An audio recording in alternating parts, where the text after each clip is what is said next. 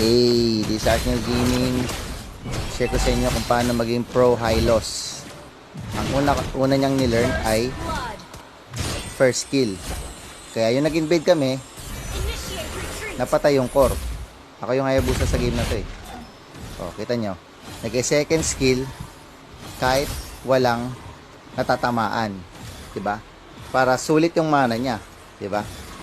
O, kita nyo. Ito pa, isa pa sample. Lumusob sa kalaban, di ba?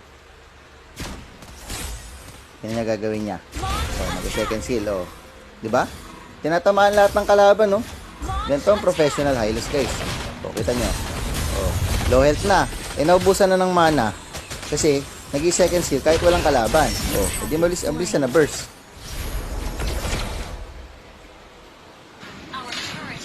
Ayan, guys. Dito na tayo sa patapos na yung game, guys. May isa na lang minion. Oh, kalahati pa buhay.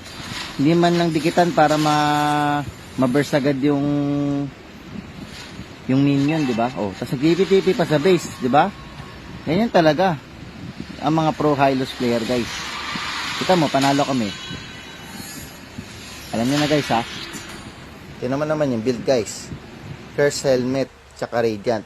Para kanini radiant, wala namang continuous magic damage, di ba? Ang galing.